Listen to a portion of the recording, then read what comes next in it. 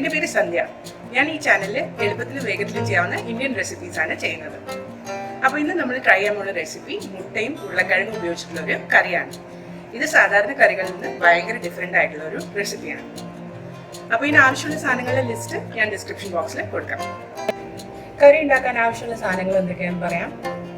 മുട്ട പുഴുങ്ങിയത്, ചെറിയ ഉള്ളി നേരിയതായിട്ട് അരിഞ്ഞു വെച്ചിട്ടുണ്ട്, ഗരം മസാല, ഉപ്പ്, വിനാഗിരി, തേങ്ങ ചിരകിയത്, വെളുത്തുള്ളി, ഇഞ്ചി, പച്ചമുളക്, പിന്നെ ഉരുളക്കിഴങ്ങ് ക്യൂബ്സ് ആയിട്ട് കട്ട് ചെയ്ത് വെച്ചിട്ടുണ്ട്. ഇത് കൂടാണ്ട് നമുക്ക് കുറച്ച് വെളിച്ചെണ്ണയും കൂടി ഈ ഡിഷ് ഉണ്ടാക്കാൻ ആവശ്യം വരും. അപ്പോൾ നമുക്ക് ഡിഷ് ഉണ്ടാക്കി തുടങ്ങാം. ആദ്യത്തെ സ്റ്റെപ്പ് എന്ന് പറയുന്നത് തേങ്ങയും പച്ചമുളകും ഇഞ്ചി വെളുത്തുള്ളിയും കൂടി നമുക്കൊന്ന് അരച്ചെടുക്കണം. അപ്പോൾ ഞാനിതൊന്ന് അരച്ചിട്ട് വരാം. പേസ്റ്റ് അരച്ച് റെഡി ആയിട്ടുണ്ട്. ഇനി നമുക്ക് കറി ഉണ്ടാക്കി തുടങ്ങാം. അടുപ്പത്ത് ഞാനൊരു പാൻ വെച്ചിട്ടുണ്ട്. അതിലേക്ക് വെളിച്ചെണ്ണ ഒഴിച്ച് നല്ലോണം ചൂടാക്കിയിട്ടുണ്ട്. ഇനി ആദ്യം നമ്മൾ ചെയ്യാൻ പോകുന്നത് അരിഞ്ഞ് വെച്ചിരിക്കുന്ന ചെറിയ ഉള്ളി ഇതിലേക്ക് ആക്കി. ചെറിയ ഉള്ളിക്ക് പകരം വേണമെങ്കിൽ നിങ്ങൾക്ക് സവാളയും ഉപയോഗിക്കാം.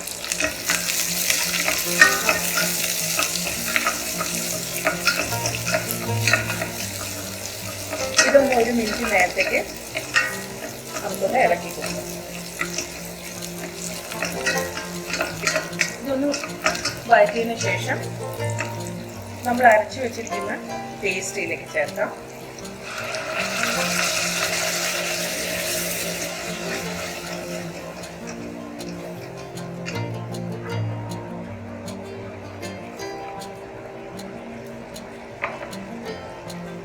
കട്ട് ചെയ്ത് വെച്ചിരിക്കുന്ന ഉരുളക്കിഴങ്ങും ചേർക്കും.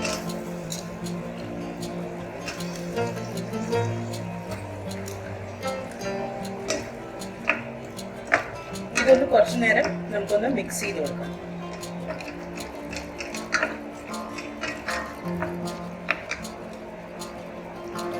ഒരു മിനിറ്റ് നേരത്തേക്ക് നമ്മളിതൊന്ന് കുക്ക് ചെയ്തതിന് ശേഷം നമുക്ക് ഇതിലേക്ക് ഗരം മസാല പൊടിയും ആവശ്യത്തിന് ഉപ്പും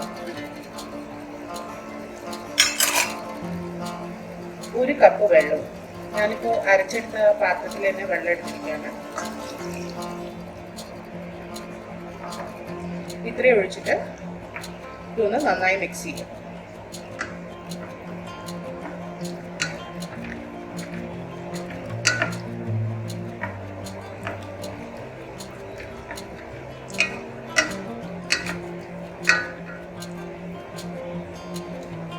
ഇനി നമുക്കിത് അടച്ചു വെച്ചിട്ട് ഉരുളക്കിഴങ്ങ് വേകുന്നവരെ ഒന്ന് കുക്ക് ചെയ്യാം. എൻ്റെ ചാനലിൽ വേറെയും കുറേ മുട്ടയുടെ റെസിപ്പീസ് ഉണ്ട്. അതിൻ്റെ ലിങ്ക് ഞാനിത് ഇവിടെ കൊടുക്കാം. ഒന്ന് ക്ലിക്ക് ചെയ്ത് കണ്ടു നോക്കൂ. കറി നന്നായിട്ട് തിളച്ച് പൊട്ടറ്റോസ് കുക്കായിട്ടുണ്ട്. അപ്പോൾ ഈ സ്റ്റേജിൽ നമുക്ക് വേവിച്ച് വെച്ചിരിക്കുന്ന മുട്ട ഇതിലേക്ക് ആഡ് ചെയ്യാം.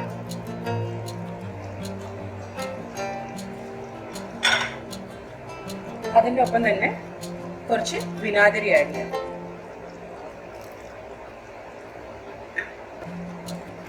നന്നായി ഒന്ന് മിക്സ് ചെയ്ത് കൊടുക്കുക.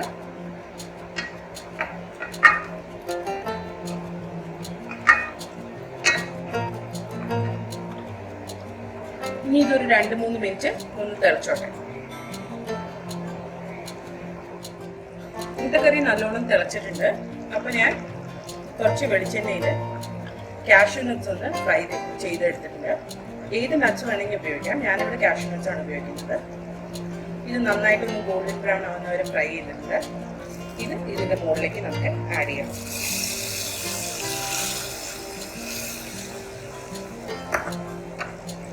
എന്നിട്ട് ഗ്യാസ് ഓഫ് ചെയ്യാം. കറി റെഡിയാണ്. അപ്പോൾ മുട്ടക്കറി റെഡി ആയിട്ടുണ്ട്. ഈ കറി അപ്പത്തിൻ്റെ കൂടി ഇടിയപ്പത്തിൻ്റെ കൂടിയൊക്കെ നല്ല ടേസ്റ്റ് ആയിരിക്കുമെന്നാണ് എനിക്ക് തോന്നുന്നത്. അപ്പോൾ ഇന്നത്തെ റെസിപ്പി നിങ്ങൾക്ക് ഇഷ്ടപ്പെട്ടു എന്ന് വിചാരിക്കുന്നു. ഇഷ്ടപ്പെട്ടെങ്കിൽ നിങ്ങൾ വീട്ടിൽ ട്രൈ ചെയ്ത് നോക്കിയിട്ട് കമൻറ്റ് സെക്ഷനിൽ അറിയിക്കുക. അടുത്ത പ്രാവശ്യം ഒരു പുതിയ റെസിപ്പിയുമായിട്ട് വരുന്നവരെ ബൈ.